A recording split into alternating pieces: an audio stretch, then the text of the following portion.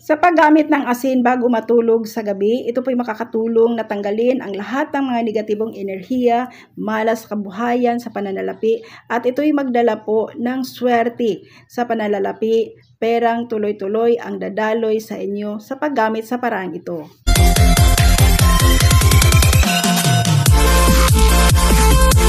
Kumusta? Welcome back sa ating YouTube channel, Inday 8 Buhay Probinsya.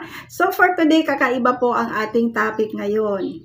No? Bago po tayo mag-umpisa guys, ako muna ay mag-shoutout po sa lahat kong mga taga-subaybay kahit saang bahagi ng mundo, OFW, kahit saan kayo guys, shoutout, mega love shoutout po sa inyo at lagi po kayong mag-ingat.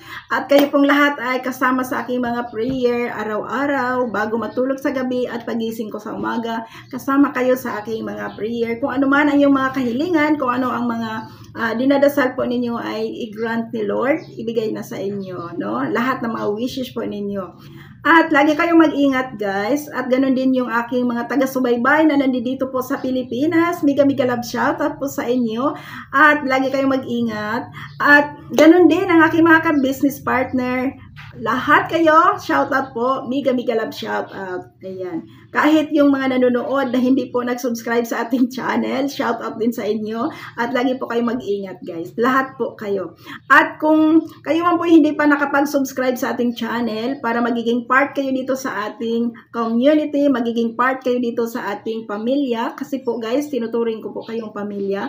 Napakadali lamang po.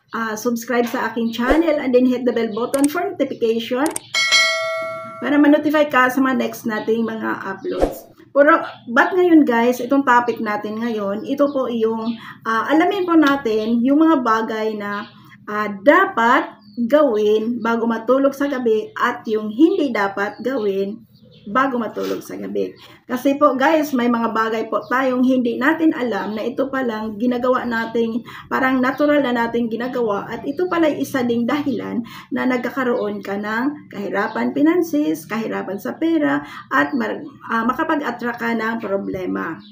So ngayon po, isa-isahin po natin yan at unahin po natin yung mga bagay na dapat nating iwasan bago tayo matulog sa gabi. At next natin, yung mga solusyon, no?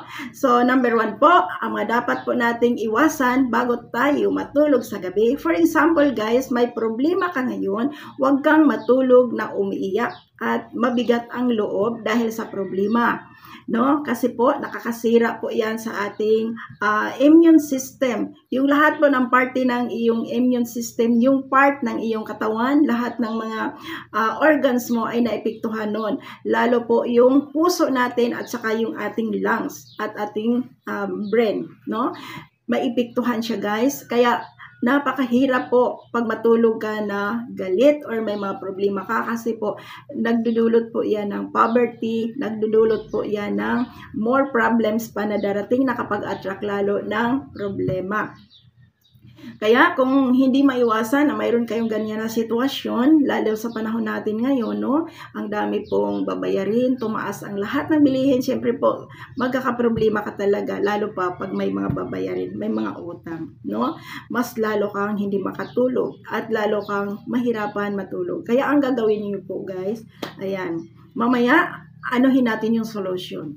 So next, pangalawa po, dapat po nating iwasan kung kayo man po'y yung damit na ito, suot-suot mo sa buong maghapon, and then hindi ka nagpalit ng damit, yun po'y ginamit mo rin matulog sa gabi.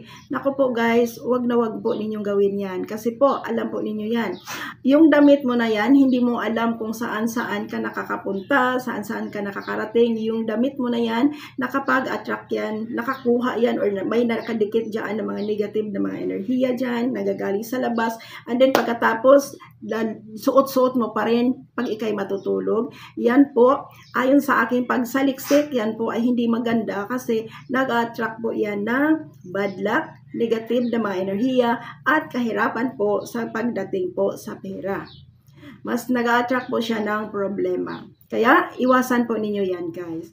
No? Wag na wag ninyo yang suotin. Kung yung damit na yan, sinusuot mo sa buong maghapon. Magpalit po kayo. Kahit hindi basta malinis po, yung pagtulog mo malinis yung damit na suot-suot mo. And then, next po, pag halimbawa po, matulog kayo na mayroon kayong tao na yung kagalit or mayroon kayong katampuhan and then dala-dala mo matulog ka, wag na wag po ninyong gawin yan. Kung kaya mong iwasan, kung kaya mong isettle, ayan, kausapin mo yung tao na yan. Kung yan po guys, ang gagawin ninyo po, ito po yung solution. So, number 1 po, ang gagawin natin syempre, una po sa lahat, yung prayer po natin kay Lord, yan, ikumpisal natin or isurrender natin kung ano man yung mga hindi maganda po na nangyayari sa atin sa buong maghapon. And then next, kumuha po kayo ng isang ganitong asin, itong asin, kahit anong klase pong asin guys, ayan, kumuha kayo ng isang ganitong asin, and then isang timba po na tubig. Ilagay mo yan doon sa isang timbang tubig guys, and then tunawin mo yung asin, tunawin mo siya. Pagkatapos po, dasalan mo yung tubig na yan na may asin, dasalan mo po yan, and then yun po, ipanghugas mo po yan, maghilamos ka, mag half bath kayo guys. Tanggalin mo yung mga hindi po kaaya-aya dyan. Bago ka matulog, mag-wash ka ng asin. Pati yung mga talampakan mo, yung mga ano mo guys, yung mga paa mo, hugasan mo siya, maghugas ka yung tubig na may asin.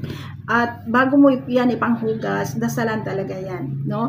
Iwag-wish ka, gamitin ko po ito Lord, na ito po ay magtanggal po sa lahat ng mga kahirapan, lalo po sa financial. At ako po ay mula sa araw na ito, bubuhos sa akin ang swerteng tuloy-tuloy. Yan, maghugas ka niyan guys, ayan. And then, pagkatapos, magdamit ka na, pagkatapos po, mag-meditate ka. Ang gagawin mo po, guys, pagkatapos nung asin, meditation. So, umupo ka, kahit nakaupo lang ng ganyan, and then, magdasal ka through meditation. Inhale, exhale ka, pabalik-balik mong i-inhale, exhale. Guys, maramdaman mo talaga yan. Kung ano yung mabibigat dyan, mga problema man yan, talagang mai-release lahat yan. Maramdaman mo talaga ang sarap ng pakiramdam. Kahit ikay umiiyak, galing umiyak, pag ginagawa mo po yan, mawawala yung sakit ng dibdib mo at saka yung isip mo, magiging relax siya. And then, pwede ka nang matulog doon. And then, pag natulog na po kayo, kung mayroon po kayong extra cellphone dyan, mag-open po kayo ng inspirational, yung mga inspirational music po or yung mga Christian music, yun po ang pakinggan mo bago ka matulog sa gabi, no? And then guys, huwag nating kalimutan manalangin at magdasal po. Itong mga tips na itinuro ko po sa inyo, napakadali lamang gawin ito guys, at kailangan lamang dito talaga yung positive thought natin, kasi yung isip natin na positibo po, yun po ang magdala sa atin na magiging reality po ang lahat po nating mga pangarap, magkakaroon po yan ng kasagutan. Kasi guys, yung ating conscious mind po, nagki-create po yan. Kung ano yung laging nandiyan dyan, yun po ang na-attract mo. Kaya, yun po ang ingatan po natin. Kasi po, again, kung ano yung iniisip mo, yun po ang na-attract mo. So, kung nag-iisip ka palagi ng yung problema, nag-iisip ka palagi ng negative na mga bagay, yun po ang ma-attract mo. Pero guys, kung ikaw ay isang positibong tao at alam mo po kung may problema ka ngayon, and then isipin mo po ito pang samantala lamang to, bukas wala na to. Isa kang napaka-positive na tao, mawala talaga yan. Magkaroon yan ng solusyon. Magtiwala ka sa kanya guys, at maniwala ka rin sa sarili mo, at magtiwala ka sa universe na yung lahat ng kahilingan mo ipagkaloob sa yan.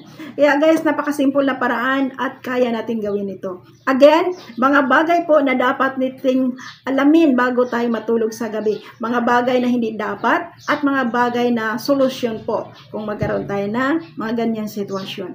Sana guys nakatulong ang ating topic ngayon, at ako guys gustong-gusto ko talagang makatulong po sa inyo, no, through sharing, kasi po ito yung passion ko, no. At ngayon po guys, mayroon po akong i-share sa inyong napakagandang negosyo na pwede na yun po yung makapagbago ng buhay mo. Kung ikaw ay nanonood ngayon at nahirapan ka, i-try mo po itong kontakin ako, kausapin ako, pag-usapan natin ang online negosyo na ito po ay nakapagbago ng maraming buhay. At lalo ngayon guys, napakaganda po nitong yung company po namin ay mamimigay po siya ng $50,000 to $10,000 at $50,000 through entry, no? So, paano mo yan maabil? Kaya, mag-message ka sa akin kaagad at mag-usap po tayo kung paano ka makakuha ng entry para magiging qualify ka sa raffle draw na yan.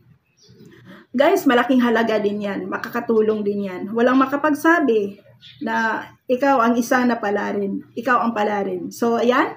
So, maraming salamat guys. At huwag po ninyong kalimutan, comment down below. I claim it and then share this video to your family and friends. Ituro po ninyo ito guys. At huwag kalimutan po talaga na magdasal, manalangin, at guys, iiwan ko po ang aking Facebook link sa description. I-contact mo ako kaagad. Mag-usap po tayo tungkol sa negosyo. Kung ikaw ngayon ay isang positibong tao lang talaga, open-minded ka, ito na po yung solusyon. Hindi pa huli ang lahat. Kahit senior citizen ka, pwede mo itong gawin, no? Kaya full training naman po. Turuan ko rin po kayo kung paano kayo mag-umpisa. Kaya guys, maraming salamat po sa inyong lahat at lagi po kayo mag-ingat. Lagi niyo yung tandaan. Ang lahat ng mga tinuturo natin, ito po'y mga science po. Mix science and spiritual po. At number 1 sa lahat ang ating dasal at ating relasyon sa ating Panginoon at relasyon sa mga tao na nakapaligid po sa atin. Kaya guys, again guys, lagi kayo mag-ingat at lagi nating tandaan, love na love ko po kayo. Bye!